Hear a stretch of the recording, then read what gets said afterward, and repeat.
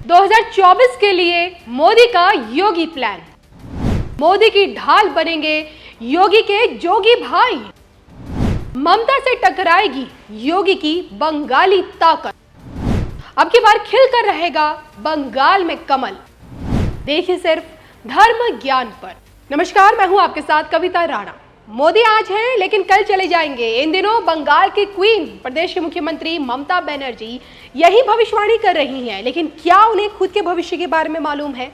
आज ये सवाल इसलिए क्योंकि अब योगी की बंगाली ताकत के आगे ममता की कुर्सी खतरे में है। वो कैसे, बताएंगे धर्म ज्ञान की इस खास रिपोर्ट में।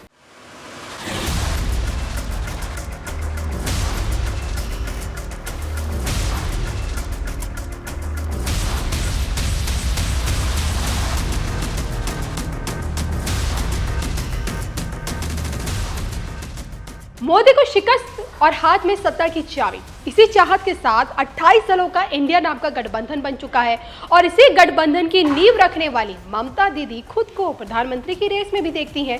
दीदी ये बात भली भांति जानती हैं कि दिल्ली तभी पहुंचा जा सकता है जब गद्दी से मोदी को हटाया जाए, लेकिन क्या ऐसा मुमकिन है?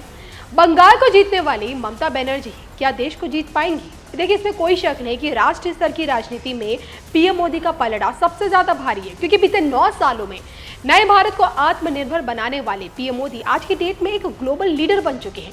दुनिया की जरूरत और मजबूरी दोनों बन चुके हैं। धर्म से सनातनी है और कर्म से जनता का सबसे बड़ा सेवक। बीते चुनावों में जनता के इसी सेवक ने बंगाल में कमल खिलाने के लिए पूरी ताकत झोंक दी थी। दीदी के दशकों पुराने किले को ढहाने के लिए पीएम मोदी ने बंगाल में ताबड़तोड़ रैलियां की थी, लेकिन चुनावी जंग में दीदी को हरा पाने में नाकाम रहे। बंगाल ने मां, माटी और मानुष की राजनीति करने वाली दीदी को ही चुना और ऐसे में दीदी से पीएम मोदी का बदला क्या 2024 में लिया जाएगा? आज ये सवाल इसलिए क्योंकि पीएम मोदी की ढाल बन चुके मुख्यमंत्री योगी आदित्यनाथ की बंगाली ताकत पुनः जागृत हो चुकी है।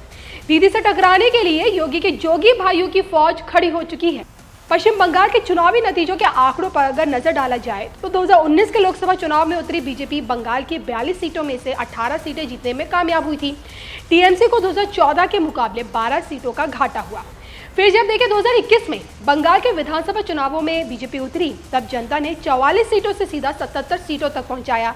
हालांकि इस चुनाव में दीदी 215 सीटें लाकर बहुमत की सरकार बनाने में कामयाब तो हो गई, लेकिन बीजेपी की बढ़ती सीटों पर फुल स्टॉप लगाने में विफल रही।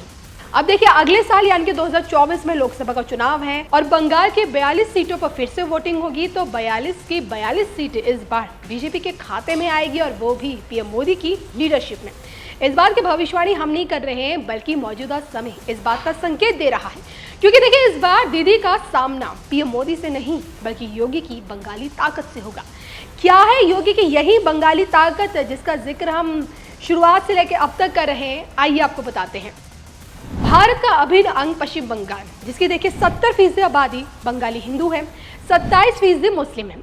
प्रदेश के यही 27% आबादी वामपंथी के बाद ममता का वोट बैंक बनी हुई है। अब प्रदेश की मौजूदा बदहाल स्थिति को देखते हुए देखिए, बीजेपी ने यहाँ हमेशा डे 1 से मुस्लिम तुष्टीकरण से लेकर बांग्लादेशी मुसलमानों का अवैध रूप से बंगाल में बसना, गौकशी जैसे मुद्दों को हमेशा उठाया है। आपको ये जानकर हैरानी होगी कि बंगाल हिंदू राष्ट्रवाद की नींव रहा है। कम्युनिस्ट और नास्तिकता के दौर में भी बंगाल ने कभी भी सनातन का साथ नहीं छोड़ा। आजादी से पहले हिंदू राष्ट्र का उदय बंगाल से हुआ। बंकिम चंद्र चटर्जी उपाध्याय ने वंदे मातरम में भारत माता की तुलना देवी दुर्गा से की। क्रांतिकारी आंदोलन में बंगाल में शामिल होने के लिए मां काली की शपथ दिलाई जाती थी। देखा जाए तो बंगाल हमेशा से हिंदू राष्ट्र का गौरव रहा है और आज इसी बंगाल में 1 करोड़ आबादी ऐसी है जो इसी गोरखनाथ संप्रदाय से ताल्लुक रखती है, जहां से मुख्यमंत्री योगी आदित्यनाथ आते हैं। हम बात कर रहे हैं बंगाल में बसने वाली नाथ संप्रदाय को मानने वाली जोगी समुदाय की। दरअसल एक समय ऐसा था जब नाथ योगियों और सूफी संतों की धारा का भारत में एक साथ प्रचार प्रसार हुआ और उस काल में ऐसा देखा गया कि कुछ नाथ संतों ने सूफी धारा को अपना लिया, तो वहीं कुछ सूफी संतों ने नाथ संप्रदाय की पद्धति से प्रभावित होकर नाथ धारा को अपना लिया।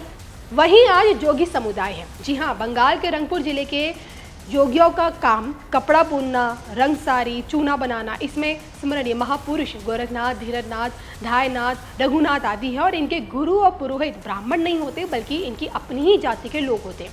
इनके यहाँ देखिए बच्चों के कर्ण भेदन वाला संस्कार और मृतकों की समाधि देने की परंपरा यह अपनाई जाती है, जो कि देखिए मुख्यमंत्री योगी आदित्यनाथ भी नाथ संप्रदाय से आते हैं। बंगाल में बसे यही योगी समुदाय भी इसी परंपरा से आते हैं और जो कि देखिए गुरु शिष्य की परंपरा तो नाथ संप्रदाय का एक हिस्सा रही है और इस नाते योगी आदित्यनाथ को योगी समुदाय अपना गुरु भाई भी मानता आया है। तो बंगाल के इसी योगी फैक्टर के दम पर अब बीजेपी बंगाल जीतने की रणनीति बना रही है, लेकिन क्या योगी की यही बंगाली ताकत बंगाल की दीदी को हरा पाएगी इस बार? कमेंट करके बताइएगा जरूर।